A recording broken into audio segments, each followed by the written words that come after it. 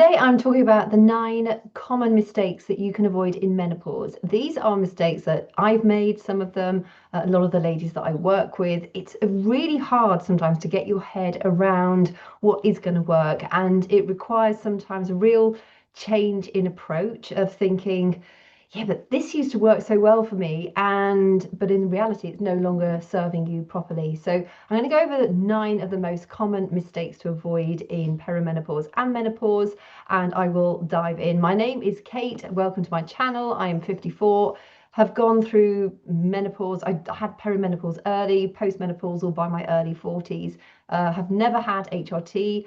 I don't have a strong opinion either way. I just decided I didn't need it and I didn't want to do it.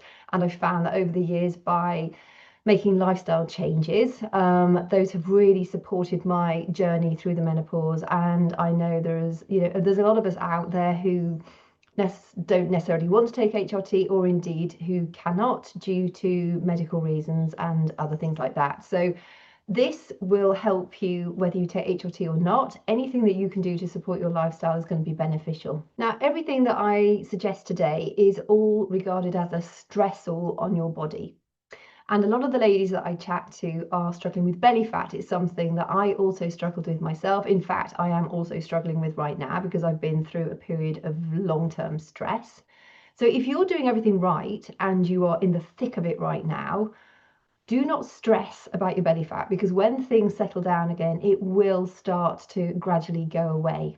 But all of these points, when I'm going through them, I'm not going to go into them in huge amounts of detail, but you will find that they are all a stressor on the body. And so one of the most important things that you can do through menopause is to reduce the amount of stress that you are under, nutritionally, hydration wise, sleep wise, etc., etc. So my first major point is to make sure that you are not getting dehydrated. The vast majority of us do not drink enough water. Not drinking enough water is a stressor, but water in our bodies helps to detoxify us. It will help to shift belly fat. The menopause nutritional blueprint that I'm just about to upload to my store, one of the main points of that is to drink a glass of water before you have your meal, 30 minutes before you have your meal.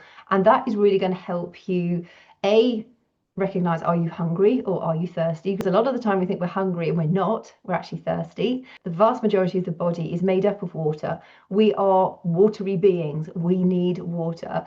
To work out how much water you ideally need, you want to take your weight in pounds, divide that by 2, and then the answer is the amount of fluid ounces of water you want to aim to drink every day. So for instance, if you weigh 140 pounds, aim to drink 70 fluid ounces of water every day. And that can be quite hard to do because the vast majority of us do not drink enough water. So be mindful of it. I always start my day with a pint of warm water, and then I try and drink strategically around the day. So mid-morning I'll have another pint, lunchtime I'll have a pint. Through the afternoon I tend to drop off a bit, but then I'll always have a pint probably around mealtime, and then normally afterwards as well. And yes, it does mean that I have to get up and go to the loo once during the night sometimes, but I think it's a small payoff to have. So if you can drink more water, you're going to help your body detox, you're going to help shift excess fat, and you will function better. It will help with brain fog, it will help with irritability.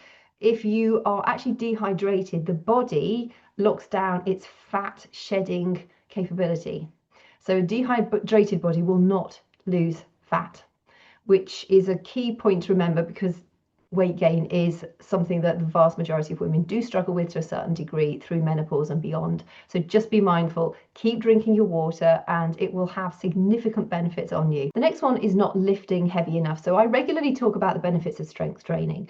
That helps to prevent osteoporosis, which is the brittle bone disease, or osteopenia, which is the softening of the bones and sort of the precursor to osteoporosis. If we are not lifting heavy enough, we're not actually helping our muscles to build properly, but we're also not helping our bones to strengthen sufficiently. So as we get older, we lose more and more muscle mass, we lose more and more bone density. When I talk about lifting heavy enough, gone are the days of huge amounts of reps and lighter weights.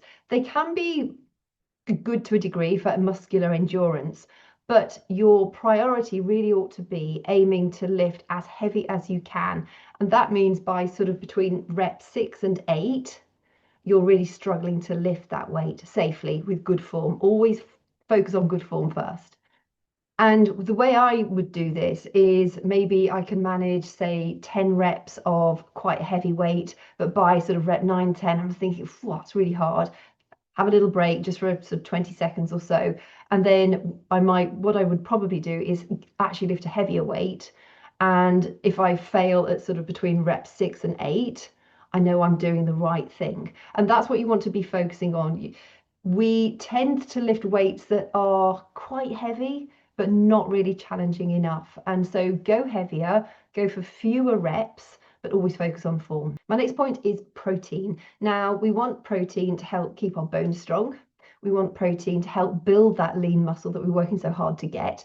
And if you're somebody thinking, I don't want to strength train, I hate strength training, I don't want to get bulky, let me remind you, if you want to be healthy in your latter life and strong and able, strength training is a must. But you also need to be eating protein. Now, you might be surprised at the amount that you can eat when you eat well and you combine that with strength training. Again, the menopause nutritional blueprint that I've just created, it focuses very much on reducing the amount of carbs through the course of the day. So your starchy carbs, so your rice, your potatoes, the pasta, the things that we actually tend to quite enjoy eating at the end of the day. But if you want to literally have that zing in your step and just think, oh God, I feel so good, and you're feeling leaner, you're stronger, you can't feel like bulges around your middle, focus on carbs at the beginning of the day, starchy carbs, so healthy carbs, and for lunch, but not as the day progresses, because your body doesn't need them. Starchy carbs really are for our energy. And as we go through the day, unless you're a shift worker, you do not need that energy towards the end of the day. So a plate full of vegetables, and there's all sorts of different healthier options you can use instead of the rices and the pastas. And listen, occasionally it's not going to do you any harm. But if your goal is reduced fat and to feel really zingy and full of energy, you don't need those starchy carbs at the end of the day. So for instance, instead of having rice, you can have cauliflower rice, and you can have a massive amount of cauliflower rice compared to a cup of rice. And you will have those camps that say, oh, if you're doing that, it's too extreme. It really depends on what your goals are. I don't think it's extreme. Once you get used to it, you feel great. Instead of like air fried chips, and don't get me wrong, I love potatoes and I do still have them, but not as often. I will have things like rutabaga or swede or turnip. You can slice those up like you would potatoes, put them in the air fryer or however you like to cook them. They make really tasty chips or fries without the sort of the glucose index spike that you would get with potatoes. Sweet potatoes are healthier than normal potatoes, and there are various squashes and things like that you can eat instead. So you can still have that sort of satisfying feeling after your meal, but it's just supporting you and your goals. So it is a choice. Courgettes, zoodles, so spiralized courgettes or spiralized zucchini are a fantastic option instead of spaghetti. And if you love your spaghetti, maybe have a small amount of spaghetti and then have a large bowl also of the zucchini or the courgettes, again with a big sort of pile of meat or mincemeat and vegetables and all sorts of tasty stuff on top of that. You can really enjoy your portions without feeling deprived and also get your results. It'll also help to balance your hormones, because again, when you're keeping your blood sugar stable, you're not going to get the hot flashes, the mood swings, the joint pains, the irritability that are associated with some of those blood sugar issues. So just be mindful of it. Think about, what really is more important to you, and try it. Try it out. Instead of having spaghetti bolognese, have courgettes and bolognese. Instead of having maybe, a curry on a huge bowl of rice, have curry on cauliflower rice. It's absolutely delicious, and I think you'll really love it. In fact, if you love curries, what I actually love to do is have iceberg lettuce. I could eat iceberg lettuce like an apple, or a similar lettuce. Have some cottage cheese. It's lovely and creamy with it, full fat cottage cheese, and then your curry.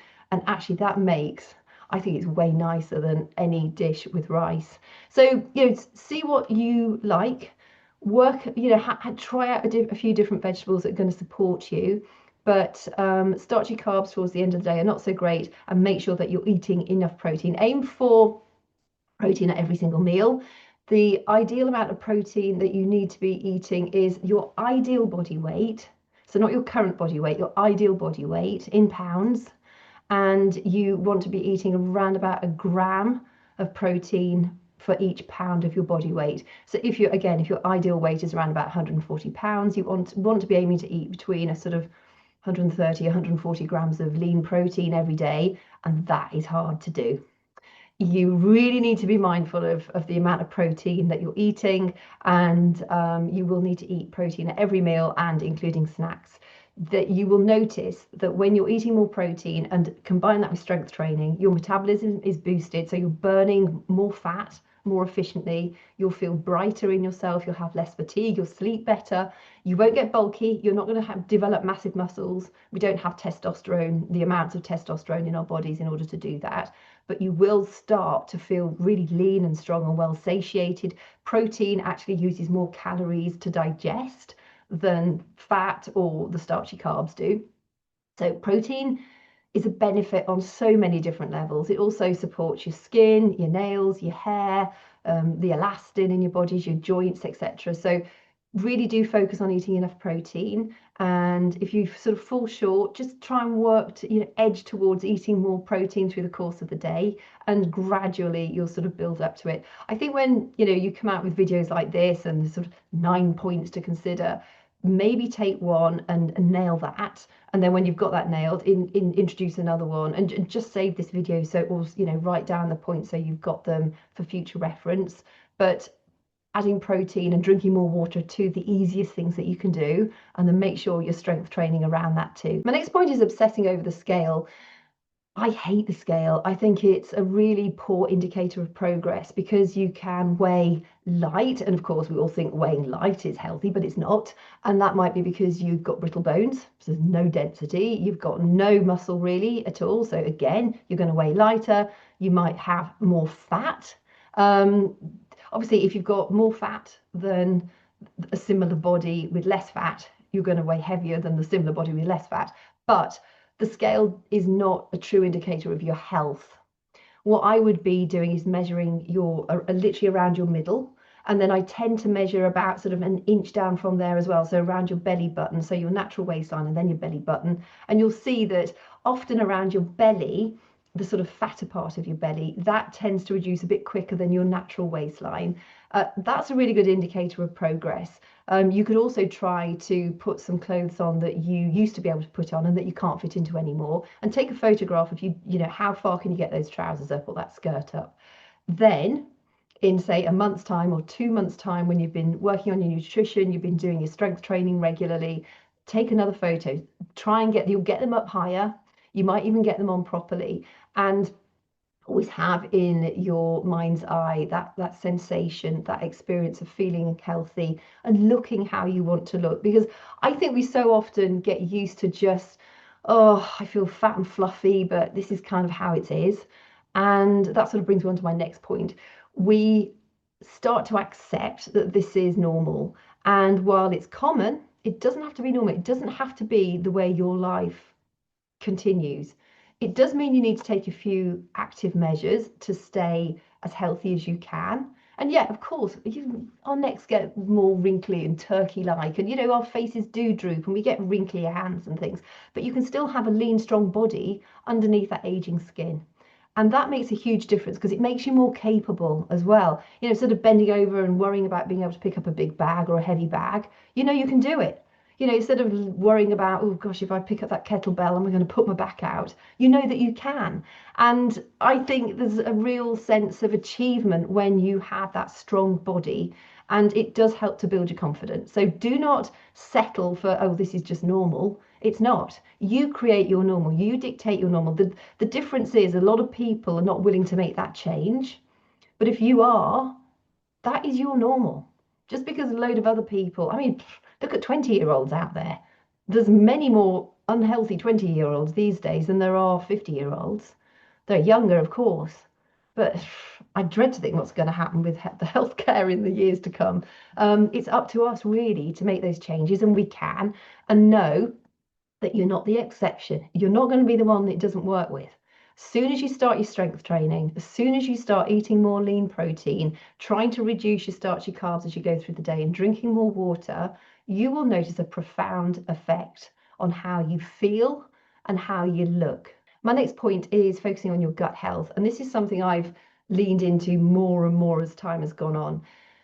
With food traveling long distances to get to our supermarkets, unless you grow your own and you have healthy soil, a lot of the food that we eat these days is nutritionally deficient, if not depleted. So the fermented foods bit comes in by really supporting our gut microbiome. And that has a massive impact on your mental health, but also your ability to shed fat effectively and also balance your hormones. 90 to 95% of our serotonin, our happy hormone, gets created in our gut. One of the ways you can really support your gut health is by eating more fruits and vegetables, because the fiber is the prebiotic. The prebiotic is what feeds the probiotics in your gut. The probiotics are the healthy bacteria. But when you eat a wide range of fermented foods, you're helping add more of those healthy bacteria into your gut. So they survive the intestines and they go through the intestines into the colon. Some of them have a beneficial impact on your small intestine, and a lot of them are doing their job in the colon. But when you're adding those fermented foods, you can make your own at home. I'm now making the sauerkraut, sourdough bread, kombucha, and my own apple cider vinegar. They're dead easy. I share how to do those in this menopause nutritional blueprint. By the way, I'm not trying to flog this. I haven't even got it ready yet, but it is something that if you decided you wanted to get hold of it, I will probably come back and update this video and just drop a link in the description box. But the way to create these things is really, really simple. And I think we think, oh God, we're going to be so complicated. Just start with one. Focus on maybe making your own sauerkraut. It's a doddle, and the stuff you make at home is so much nicer than the shop bought stuff. Literally, it's cabbage and a few extra bits if you want to put them in them, and salted water, and that's it. There's a few things you need to be aware of, but it's an absolute cinch to make, and incredibly beneficial for your gut microbiome. The next point is skipping meals or under eating. So like I mentioned before, when you are eating the right stuff, you can eat an absolute shed load. And it's important that you are eating plenty. Now, an absolute shed load, your version of a shed load might be slightly different to mine. My shed load consists of healthy food. I don't really eat ultra processed food. I don't eat biscuits, cakes, that sort of stuff. I used to like them, but when you change how you eat, your taste buds do adapt. Within a couple of weeks, they will make a big difference. So you might have a little bit of a time where you're thinking, oh God, I'm really craving the sweet things. Have a date or some dried apricots or stuff. Yes, they're slightly higher than the natural fruits in sugar, but they're still a heck of a lot better than going for the cakes and the cookies or the croissants, etc. Really focus on, when you're eating food, it's all a biochemical message. So you know that if you're going to eat that slice of cake, it's not only full of fake horrible calories, it's nutritionally deficient, but it's going to set up a message system in your body that has a greater impact than just the fact that you're eating the cake. Have half an avocado, have an apple, have a banana, whatever it might be, but keep it as real food. If it grows on a tree, you can pick it off a bush, it runs around or swims in a field or swims in the sea. Sorry if you're vegan, but natural things are what you want to be feeding your body with, not the ultra processed foods, because they serve no purpose. They're highly addictive. They're designed to be highly addictive, and food marketing labels have an awful lot to be responsible for. One thing I want to mention on that too is, as a woman, really you need to be eating a protein rich meal within about 30 minutes to 40 minutes of having woken up, because that has a positive impact on keeping down your stress response, so keeping your cortisol levels lower. Even if you don't like eating in the morning, and I don't either, find something that works for you. I always have full fat Greek yogurt. I have some low sugar granola on top of that, or just some seeds and nuts. I always add blueberries, raspberries, and some little chunks of mango, which I buy frozen in bags, so they're a lot cheaper that way. Sometimes I'll put chia seeds in. Sometimes I'll put some raw cacao nibs on top of that as well. And that makes, and also a protein powder, that always helps as well, because then you've got a really strong, really densely packed, nutritious bowl of, protein rich foods to get your day started, but it's not too heavy on your tummy. And then I'll do my workout, and then after my workout, I'll then probably have a round of sourdough toast with 1 or 2 eggs on top with some green beans, so get those vegetables in, or spinach, or mushrooms, or all of them. Sometimes I'll do an omelette, and then if I'm doing an omelette, I'll have some cheese with that as well. So don't be afraid of the naturally high fat foods. Obviously, you don't want masses of those high fat foods. So if you're having cheese, you don't want half the block, you just want to grate a little bit on it. Or nutritional yeast, which gives a sort of cheesy, nutty flavour. But focus on making sure you're eating protein at every meal, and around your strength training, get your protein meal first, do your strength training, and then have another protein rich meal. And even if you're not strength training, aim to eat something with protein that is within 30 to 40 minutes of having woken up. It will have a profound impact on how you function during the day. And just quickly on intermittent fasting, I used to love it, but it doesn't serve me anymore. And you might find it's not serving you anymore either. If it's still working, great, stick with it. But you might find that you're not getting the benefits that you used to do. And that is down to that early cortisol release that we get in the mornings. And it does play havoc with our hormones. So just be mindful of that. When our cortisol levels are rising, it increases our insulin, and insulin is your fat storing hormone. So that's one of the reasons why a woman's body, your male counterpart, might be going, well, you don't need to do that. That's fine for a man. A woman's body needs protein within 30 to 40 minutes of waking up. Another thing is relying on caffeine or wine or whiskey, in my case, I love whiskey, to cope. If you love a cup of coffee, ideally try and have that mid-morning, because again, early morning we have more of a cortisol spike. It's nature's way of getting us out of bed. It sort of gets us up and going. Cortisol in the right levels, the right amounts is fine for us, but the problem is most of us are we are running on dry.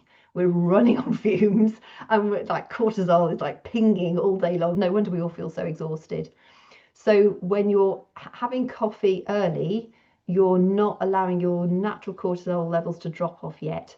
I always have a raw organic cacao in the morning, or I have a cup of boiling water with a few cloves in, just 3 or 4 cloves. It's really refreshing, and that works really, really well. So if you can delay your coffee until mid-morning, if you really love your coffee, then do that, and try and let that be your only coffee of the day, because that's going to be beneficial for those stress hormones. Wine, whiskey, beer, cider, whatever you might enjoy. Again, at the end of the day, I love a glass of red wine. I have normally 1 to 2 glasses of red wine every night. I normally have it quite early. I can sometimes start at about 4:30 if I've been working at the computer from like 6:30 in the morning. And for me, it just breaks my mood. But I won't have any more than 2. Be mindful of that, because of course I could lose belly fat a lot faster if I didn't have those glasses of red wine. But for me, they actually serve quite a good purpose, because I can probably work for another 2 or 3 hours. I don't recommend doing days like that. It's because I'm in a real thick of it season at the moment. I've just released my very first book, and I'm marketing that. And there's all sorts of stuff that I have in the pipeline, which are huge projects which are coming up very soon. So I know I'm in this season of work mode. Hence, I'm not really stressing about my belly fat too much, because I know once I get back into a normal, healthy swing of things, it'll be a lot easier to manage. Also, no, I have a verruca, I've had a sty, I've had ulcers. My body is saying you have to stop. And I know we all go through these periods of life, but the concern of not being able to live the future that I want to live is driving me to work like this right now. But it is not sustainable, and I would not recommend it to anyone unless you absolutely have to. So I think within another 2 weeks I should be able to take a bit more of a breath and get back into healthier habits. But that glass of wine at 4:30 or 5 or sometimes 6, it just means that I can work a bit longer. It just changes my state. It gets rid of some of that boredom. I often put some reflective music on in the background, and it just means the day takes on a different kind of experience for me. And I'm not drunk, and I can get some really good work done in that period. So I'm not recommending it, but real life happens, and we all go through the shitty stuff. And do what suits you best, but be mindful that these things we use to cope are not serving our long-term goals. Brings me on to listening to your tiredness cues. How many of us have sat there watching some drivel on the television and we're exhausted and our eyes might be starting to shut, and then we think, oh, I'm just too tired to actually get up and go to bed. So you sit there and you watch more, and then you might get your second wind. So then you think, oh, I'm not that tired right now. So you end up going to bed like 2.5 hours later than you ideally should have. As soon or even before you start to feel that tiredness creeping up on you, get to bed. There is no shame in going to bed at 8 or 8:30 in the evening if you're feeling tired enough to go to bed at that time. That's something I have done through this very, very busy time of my life right now. Is some nights I'm in bed by 8 o'clock and I will go to sleep pretty much straight away because I'm exhausted. But I'm then managing to sleep probably 8, sometimes even 9 hours. And it means that when I get up the next day, I feel like, woof, that was great, that was refreshing, and I feel ready to start my next day ahead. And I think the reason I'm being able to manage this level of work right now is because of going to bed so early. Some nights I don't, and I feel more tired the next day. So if you're feeling really tired, listen to your tiredness cues. There is no rule book saying don't go to bed before 9 o'clock, or it's uncool to go to bed before 10 o'clock. Sod those. If you're feeling tired, get to bed, because it's your body saying, come on, it's time for bed. So listen to it. We ignore our tiredness cues so much. And you may live with somebody who is a night owl and you're not. And that might be impacting your sleep. Occasionally, listen to what your body's telling you. If you need rest, you need rest. And they might just have to sit up a bit later by themselves if that's the case. But it is not your duty to be entertainment through the night. If you need to go to bed, get to bed. So which of these mistakes, I don't really like calling them mistakes, things to avoid, hits home most with you? Let me know in the comments and possibly share it with somebody who may need to be told by somebody they don't know that what they're doing is perhaps not the best for them. You honestly and truly deserve to feel good in your body. And when you start listening to your cues, you will notice such a significant improvement in your menopause symptoms. And, the rubbish like the belly fat and the weight gain and the frazzled feelings. But it does mean that you need to change a few things. And when you're out of balance, just know that you can get back into balance. It doesn't matter how late you start, just take a few steps, maybe just focus on the water and going to bed earlier. They're dead easy ones to do. And then gradually introduce the others. But all of these that I've shared today are absolutely crucial and foundational for good hormone balance, good mental health, good confidence about yourself, and having that bounce in your step. And if you're somebody who said, but I've never had that bounce, why don't you work on creating it? It's never, ever too late to start. And I absolutely promise you, when you have these things all lined up and they're working well, you will feel absolutely incredible. And I really want that for you. So if you found this helpful, please give it a thumbs up. You can subscribe to the channel. And if you click the bell icon, it means that you won't miss future episodes. But thank you so much for your company today. I wish you a great week, and I look forward to chatting with you again next week.